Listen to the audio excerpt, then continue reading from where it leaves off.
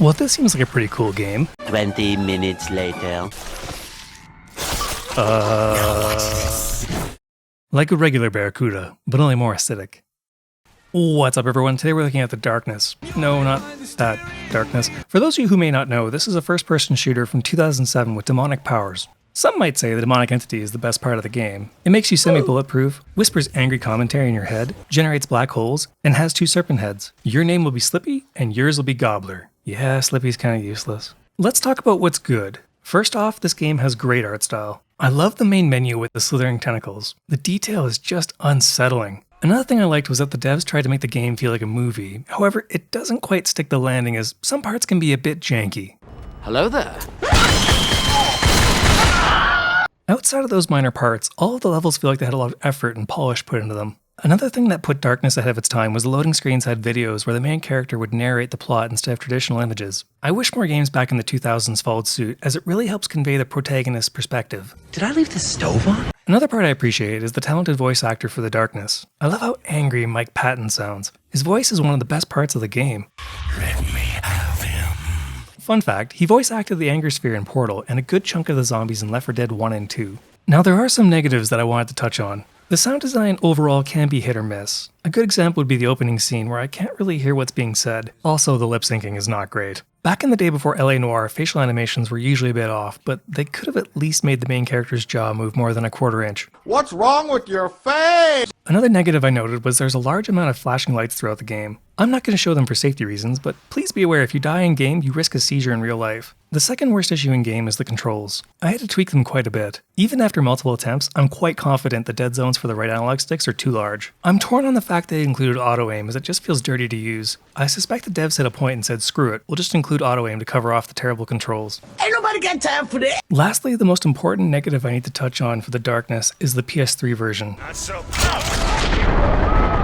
It's bad. The Xbox 360 version's frame rate and visuals are vastly superior. Most of this video will be from the 360 version. I played the PS3 version for over an hour and chose to spend $5 on the 360 version, and it was worth every penny. The loading videos I mentioned earlier aren't long enough on the PS3. Oh god, a loading bar. I didn't ask to be born in this world. The 360 version has 60 FPS and way better textures, which makes the game look so much better. Best example is reading our in-game pager. 60 FPS is critical. Oh my god, pagers, I feel old. Let's talk about weapons. First off, reloading is for chumps. We throw away handguns like they're hamburger wrappers. America!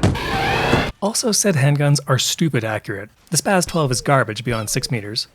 The submachine guns are okay. They also include the AK-47 and M4, which are great. I was a bit surprised to see the jackhammer shotgun made it into this game. I had to do a double take when I saw it had a 64-round clip. Meh, at least it's fun. One nice touch was execution moves when you get too close to an enemy. Sad to say, they don't always work. Ah, so close. After guns, there's the Darkness itself. Case in point, near the start of the game there's a showcase of all its abilities. Wow, we get all those awesome powers right off the bat? Nah, just kidding, you don't get those till later on. You get a sort of useful creeping serpent attack that only kills people half the time. I don't know if it's just me, but I can't really guide the creeping Darkness at all. The maximum length also feels a bit short, if you know what I mean. Once you unlock the rest of the powers, the game's actually a really good time. I noticed when you're a bit off with the black hole, some enemies will dance. Solid 5 out of 7 dance moves. The game also lets us summon minions called Darklings, which help us deal with enemies. They're pretty useless.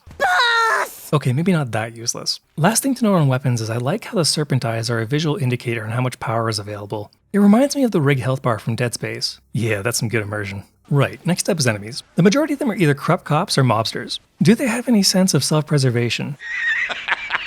I kinda wanna say the AI is a bit basic, but I died enough to know it gets the job done. Now you would think the game would be a little bit too repetitive if we only fought New York criminals. Thankfully there's more, but that's spoiler territory, and we'll come back to those guys later. I should mention, there's a couple hobos that attack us near the middle of the game. I love the thought process. Oh look, that dude has demons, tentacles, and a Spaz 12. Let's rush him with a knife. Do you know what's a really good way to stretch out a game? Include a mechanic where you have to harvest hearts from deceased enemies. But wait, there's more. You know what's an even worse way to stretch the game out? Making us shoot lights. Man, I wish I was kidding. Standing in light in small doses is fine, but any longer will cause the Darkness to retreat. When that happens, you become a regular guy. Regular guys tend to die quickly. Count to 3 and you'll die.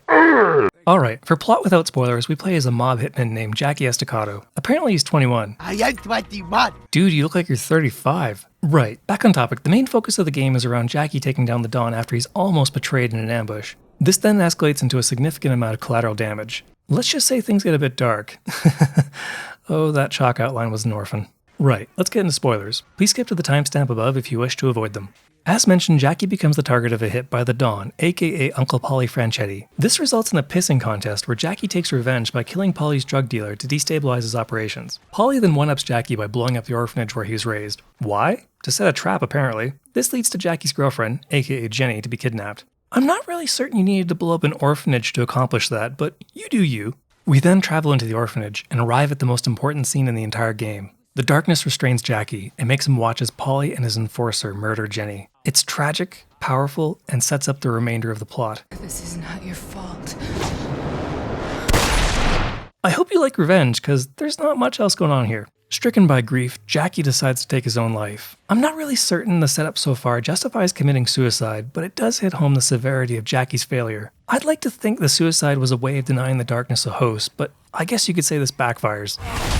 Next, we awaken a World War I hellscape, where we learn the darkness is keeping Jackie here while it puts his brain back together. We also meet Jackie's great-great-grandfather who brought the darkness into the family. It really wrestles my jimmies that we don't find out how he brought it into the family. The whole experience with Tony leaves so many questions unanswered. The only way is through the catacombs, right down here. That's not the right way, Tony. After journeying a bit, we find the darkness guns. To receive them, we have to speak the word of hope. What could the word of hope be? Craft singles? No, but Jackie whispers Jenny, and I facepalm so hard. Eventually, Jackie is resurrected and tracks down Polly's enforcer. Jackie detonates a bomb which kills everyone in the room, including himself. Oh, great. Back into wannabe World War I land while the darkness tries to put Jackie's ass back together. I have no idea what I'm doing. This time around, Jackie's great-great-grandfather is wounded and torn away from us before he can explain how to break the curse of the darkness. Oh, I'm not supposed to be standing there. Eventually, we break into the Darkness's fortress and face off against a version of Jackie that looks like Baraka from Mortal Kombat. One thing I didn't understand about this battle was that if Jackie died, the Darkness would still resurrect him. I think it would have made more sense to have a second path in the game where Jackie struggles to control the Darkness if he would have perished during this fight. Oh well, lost opportunity. In a surprising move, Jackie willingly accepts the Darkness and is resurrected. The Darkness explains that Jackie has control for now, but as he kills more people, he will become consumed. We then travel to a lighthouse mansion during an eclipse to take out Polly. We enter the mansion and a bunch of cinematics roll of Jackie massacring mobsters. Again, way too many flashing lights. I mean, I get it. This symbolizes Jackie losing control of the darkness. At the very end of the conflict, we locate Polly and immediately end him. Well, that was anticlimactic. I really wanted more. We then cut to Jackie laying on a park bench with Jenny. Jackie asks how this is happening and is hushed by Jenny and told they only have a few moments. The game then cuts to black.